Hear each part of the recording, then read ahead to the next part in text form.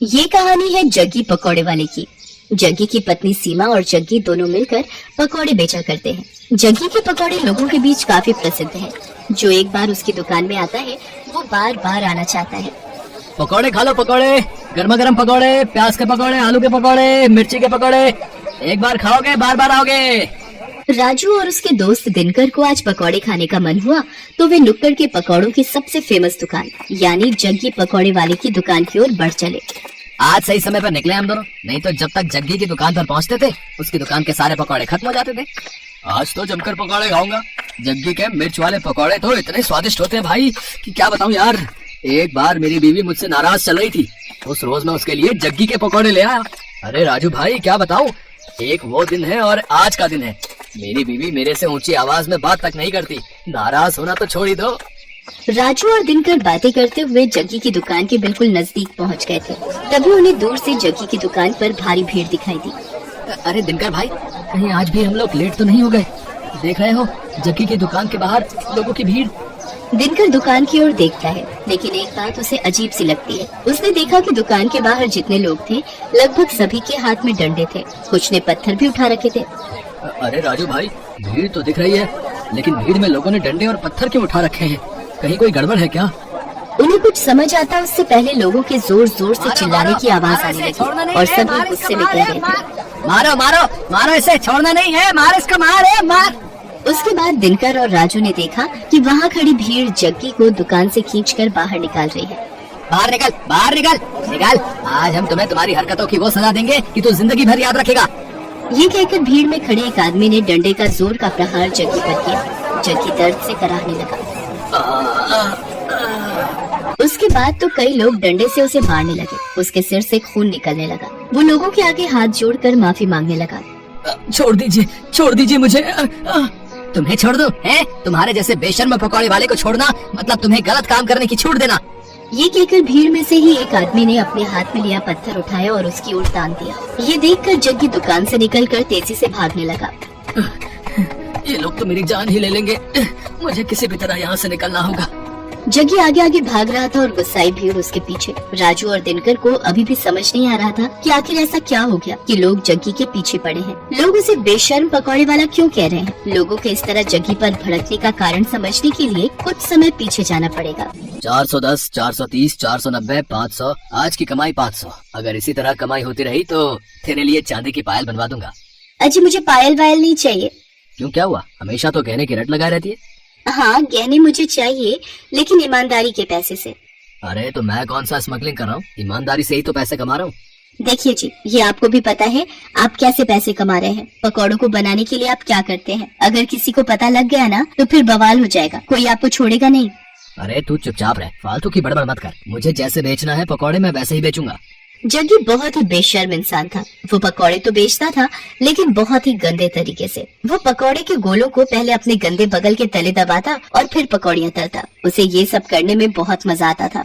ये हो गए पकौड़े के गोले तैयार। अब इसे दबाता हूँ अपने गंदे बदबूदार बगल के तले। ये लो, ये दब गया। अब इसे डालता हूँ कढ़ाई में। ये कहकर उसने पकौड़ों को कढ़ाई में डाला। कढ़ाई से निकलने के बाद उसने पकौड़ों की ओर गौर से देखा और मन ही मन मुस्कुराते हुए बोला, ये लो, ये हो गए मेरे असली पकौड़े तैयार। सीमा मुझे और बेसन दे, मुझे पकौड़ों के और गोले बनाने हैं। सीमा अपने पति को हर दिन ये गंदी हरकत करते देखती और उसे टोकती, लेकिन वो अपनी बेशर्मी से बाज नहीं आता था। अरे ये तो क्या हर दिन चिक चिक करती रहती है? क्या करती रहती है? मैं कोई गलत नहीं कर रहा। ये तो किताबों में लिखा है कि पसीने की कमाई का मोल ही अलग है, और मैं तो पसीने की ही तो कमाई कर रहा हूँ। मेरे बगल के, यानी मेरे बगल के पसीने की कमाई। अरे वही तो पकौड़ों में स्वाद भर देते हैं और लोग बार बार हमारी दुकान में आते हैं। ले तू भी खा मेरी पसीने की कमाई के पकौड़े। मुझे नहीं खाने आपके पकौड़े, लेकिन मैं अब भी कह रही हूँ आप ये बेशर्मी छोड़ दीजिए, नहीं तो ये एक दिन आप पर ही भारी पड़ेगी।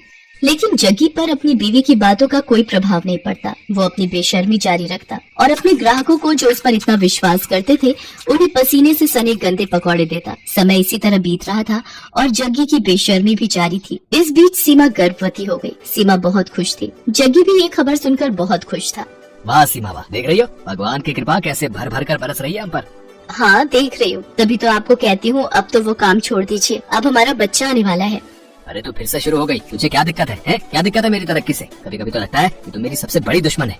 एक बार फिर से जग्गी ने अपनी पत्नी सीमा को चुप करा दिया और अपनी बेशर्मी में लगा रहा। लेकिन वो कहते हैं ना कि गलत काम कितनी भी चतुराई से आप करें, एक न एक दिन आपका भेद खुल जाता है और फिर उसके बाद आपको उन सारे पुराने गुनाहों का भी हिसाब देना होता है जो आपने किया होता है। एक दिन की बात है, जग्गी पकौड़े बनाने के लिए पकौड़ों के गोलों को अपने बगल के नीचे दबा रहा था और धीरे धीरे कढ़ाई में डाल रहा था। तभी दूर खड़े एक आदमी की नजर उसकी इस हरकत पर गई। अरे ये पकौड़ी वाला जग्गी क्या कर रहा है भाई? है? अरे छी छी छी छी छी, मुझे तो उल्टी आ रही है इसकी इस हरकत को देखकर। उसने चुपके से जग्गी का वीडियो बना लिया और फिर उसकी दुकान पर गया। ओए जग्गी, तू तो बड़ा बेशर्म है? तुम्हारे ग्राहक तुम पर इतना भरोसा करते हैं और तू उन्हें गंदे पकौड़े खिलाता है? गंदे पकौड़े? ये आप क्या कह रहे हैं भाई? ज्यादा भोले मत बन और सच सच बता, तू पकौड़ों को तलने से पहले उसे अपने बगल के नीचे दबाता है ना? छी छी छी छी, ये आप क्या कह रहे हैं साहब? भला ऐसा कौन करता है? मैं तो पूरी सफाई से अपना काम करता हूँ। क्यों सीमा, बताना साहब को।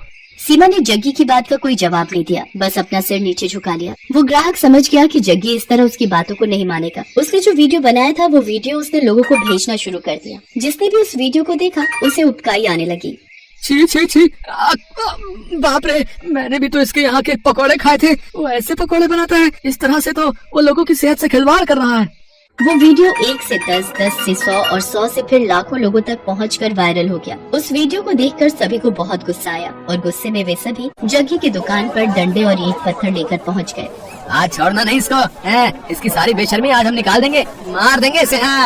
आखिरकार लोगों ने उसे पकड़ लिया। एक बार फिर से सभी उसकी पिटाई करने लगे। तभी उसकी पत्नी सीमा भागती हुई वहाँ आई और लोगों के आगे हाथ जोड़ते हुए उसने कहा, मैं जानती हूँ कि इनकी गलती माफ करने के लायक नहीं है। इन्होंने आप लोगों के विश्वास का खून किया है, आप लोगों की सेहत के साथ खिलवाड़ किया है। लेकिन आप लोग इन्हें मार देंगे तो मेरा बच्चा जो अभी मेरी कोख में है उसके सिर से पिता का साया उठ जाएगा। भगवान के लिए मेरे कोख के बच्चे पर रहम कीजिए और इन्हें छोड़ दीजिए। एक गर्भवती औरत की गिड़गिड़ाहट को सुनकर लोगों का दिल पसीज गया और उन्होंने इस वादे के साथ जग्गी की जान बख्शी कि अबे कान खोल के सुन लो, हम तुम्हें छोड़ तो रहे, लेकिन अब कभी इस तरह और इस जगह पकौड़े ये नहीं बेचेगा। इसे ये जगह छोड़नी होगी। सीमा ने उनसे वादा किया। जग्गी को वो जगह छोड़नी पड़ी। जग्गी को बार बार उसकी गलतियों के लिए आगाह किया जा रहा था, लेकिन वो अपनी आदत से बाज नहीं आ रहा था और एक दिन उसी आदत के कारण न सिर्फ उसकी जान पर बनाई बल्कि उसे अपनी वो जगह भी छोड़नी पड़ी जहाँ उसकी दुकान बहुत चलती थी। आज जग्गी जहाँ भी अपनी दुकान लगाने की कोशिश करता है उसके पुराने कर्म उसके राह में आ जाते हैं। अब उसे अपनी करनी पर बहुत दुख होता है, लेकिन वो कहते हैं ना कि अब पछताए होत क्या जब चिड़िया चुग